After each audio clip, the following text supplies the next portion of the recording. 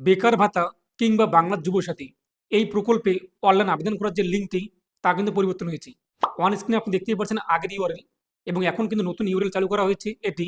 এখন আপনাদের এই নতুন পোর্টালে গিয়ে কিন্তু অনলাইনে বাংলা যুবসাথী প্রকল্পে কিংবা বেকার ভাতা প্রকল্পে আবেদন করতে হবে।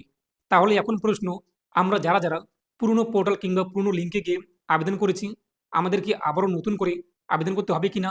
এবং এই নতুন পোর্টালে আপডেট দেওয়া হয়েছে সেলফ অ্যাটাস্টেড, অর্থাৎ ডকুমেন্টসে আপনাদের সিগনেচার করে আপলোড করতে হবে।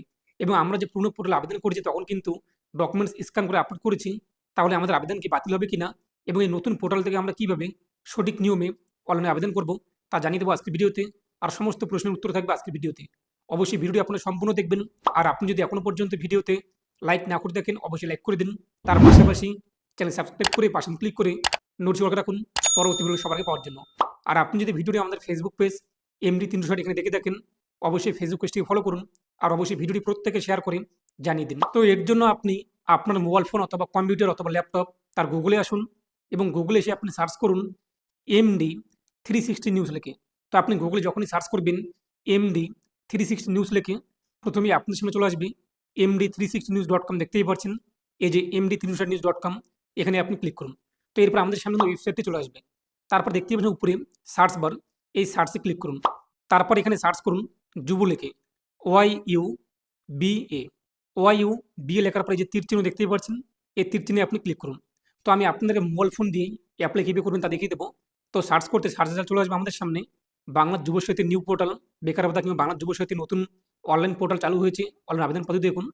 এই যে লিঙ্কটি আপনি দেখুন লেখাটি, এখানে আপনি ক্লিক করুন। এরপর এখান থেকে আপনি আরও বিষয় দেখুন জানতে পারবেন। তার পাশাপাশি নিচে আপনি চলে আসবেন কী কী ডকুমেন্টস আমাদের থাকতে হবে অনলাইনে আবেদন করার সময়। আমাদের কিন্তু পাসপোর্ট সাইজের কালার ফটো লাগবে, সেটি আমাদের জিপিজি অথবা পিএনজি ফাইলে 50 কেবির মধ্যে।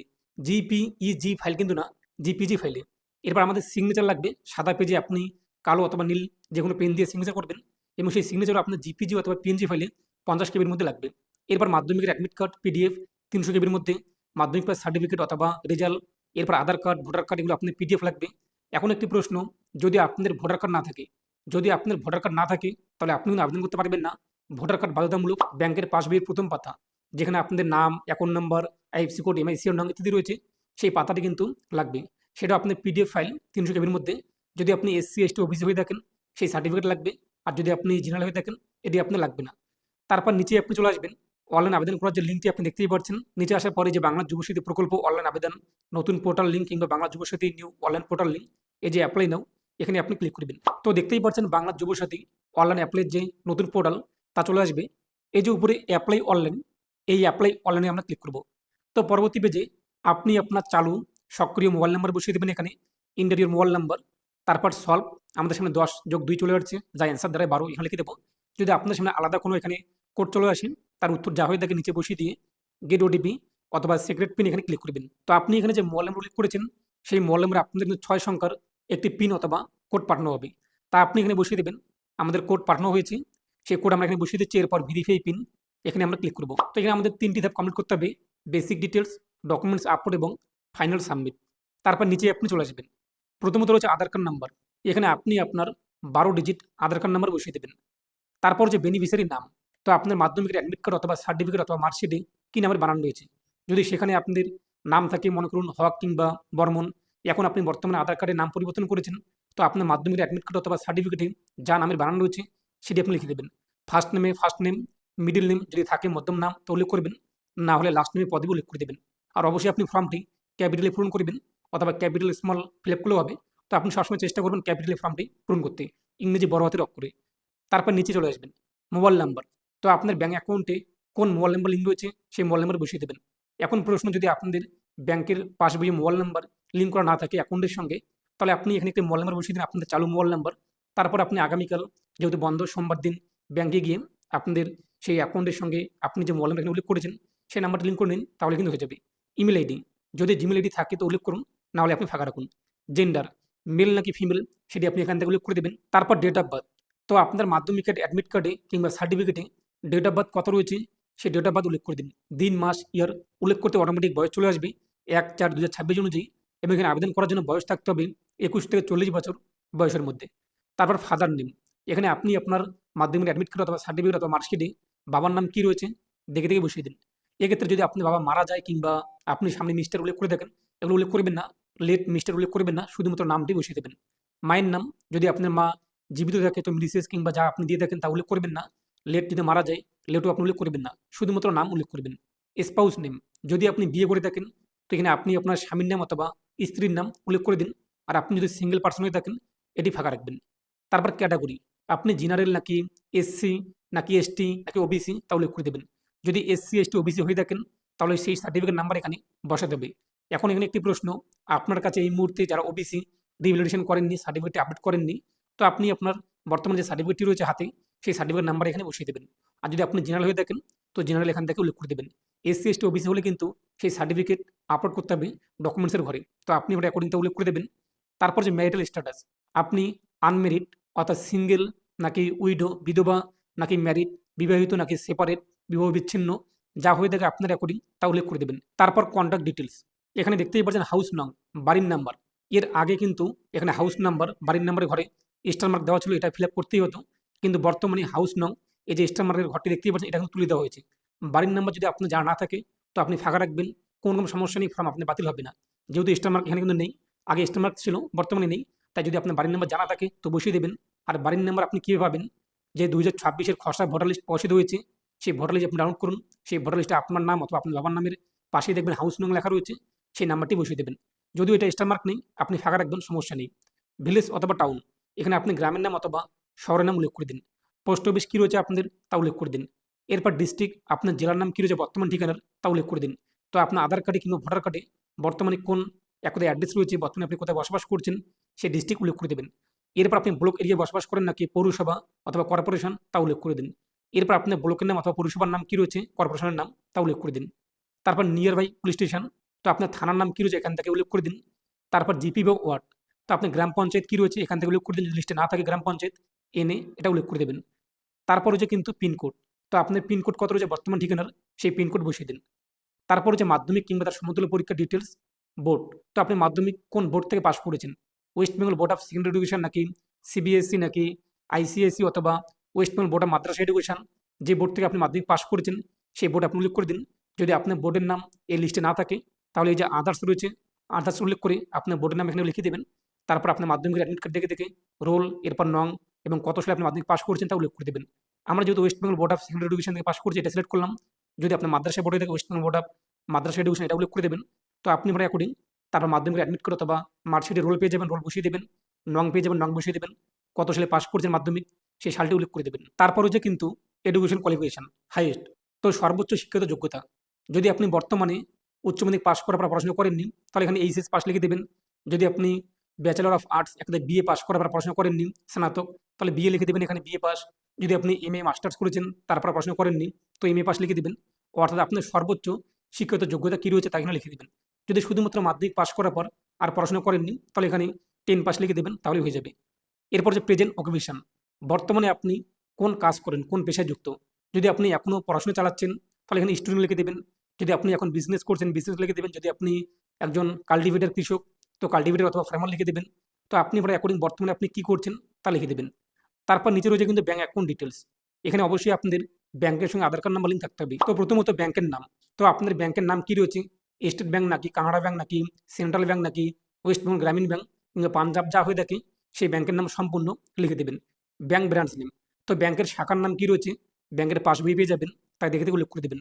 যদি শাখার নাম না জানা না থাকে কিংবা ব্যাংকের পাসবইয়ে লেখা না থাকে তো ব্যাংক ব্রাঞ্চে চলে যাবেন আপনার ব্যাংকে, সেখানে গিয়ে আপনি জেনে নেবেন, তারপর লিখে দেবেন। অ্যাকাউন্ট নং, ব্যাংকের পাসবইয়ে আপনি পেয়ে যাবেন অ্যাকাউন্ট নাম্বার, দেখে দেখে ভালোভাবে উল্লেখ করে দেবেন। আইএফসি কোড, ব্যাংকের পাসবইয়ে আপনি পেয়ে যাবেন আইএফসি কোড, তা উল্লেখ করে দেবেন। যদি আপনার ব্যাংকের পাসবইয়ে আইএফসি কোড, ব্রাঞ্চ নেম এগুলো না থাকে তো অবশ্যই আপনি ব্যাংকে যাবেন। ব্যাংকে গিয়ে আপনার নতুন পাসবই নেবেন, এখন সেখানে বলবেন যে ব্যাংকের পাসবইয়ে আপনাদের আইএফসি কোড, এরপর আপনাদের ব্যাংক ব্রাঞ্চ নেম, এরপর এমআইসিআর নং এগুলো উল্লেখ করতে, এরপর সেই পেজটিকে আপনি এখানে ডকুমেন্টসে আপলোড করে দেবেন। তারপর নিচেই আপনি চলে আসবেন। বলা হয়েছে কিন্তু আপনি কি সরকারি স্কলারশিপ কিংবা বৃত্তি ছাড়া অন্য কোনো প্রকল্পের টাকা পান কিনা। যদি পেয়ে থাকেন গেস করবেন এবং কোন প্রকল্পের টাকা পান, সেটা লক্ষ্মীর ভাণ্ডার নাকি কৃষক বন্ধু নাকি প্রতিবন্ধী ভাতা, যা হয়ে থাকে সেটি আপনি লিখে দেবেন। আর যদি না পেয়ে থাকেন তাহলে আপনি এটি নো করে দেবেন।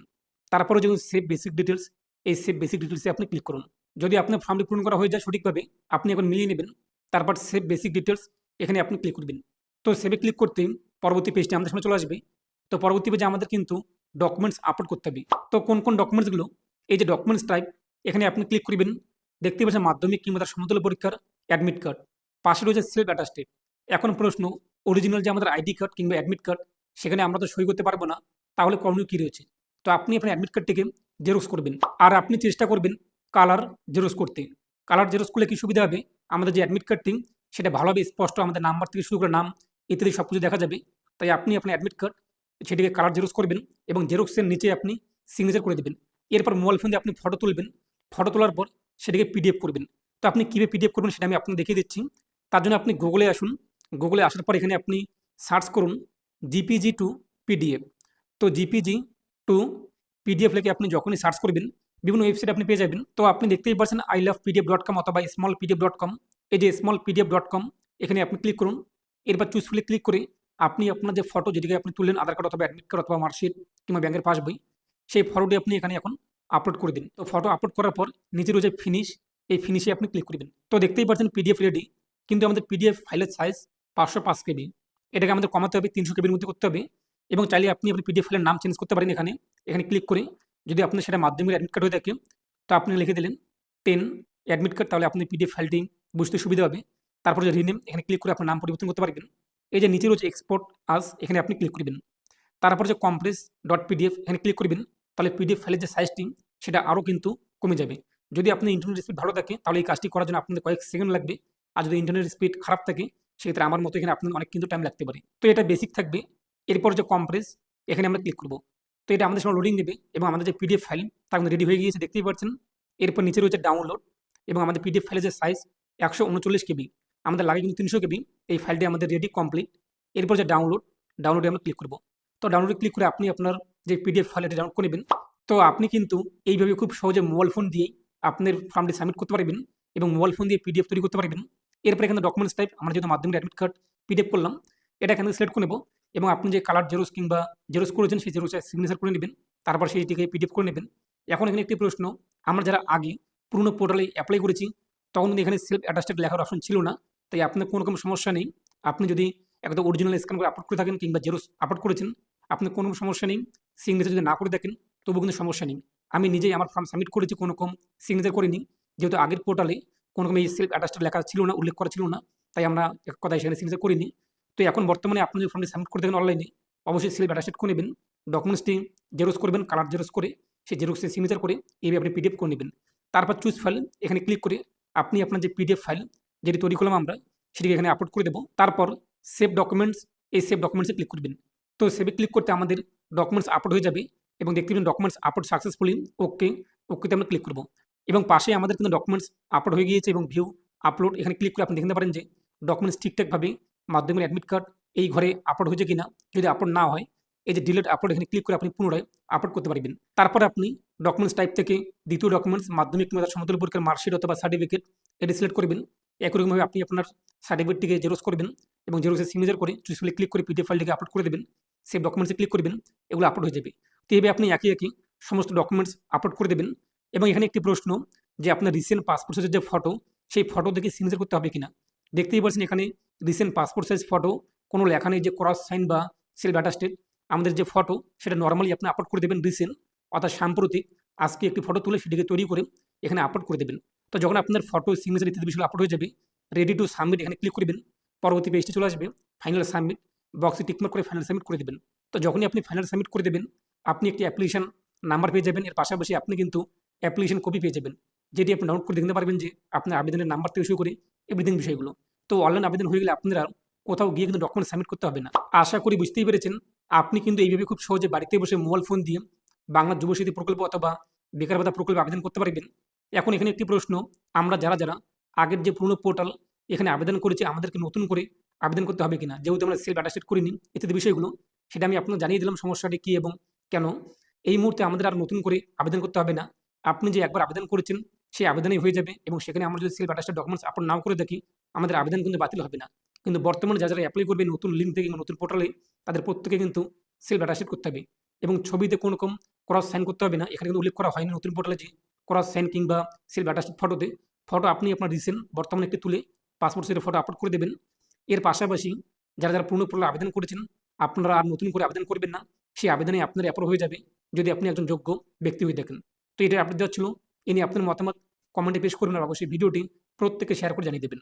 তো প্রত্যেকে ভালো থাকুন এবং সুস্থ থাকুন।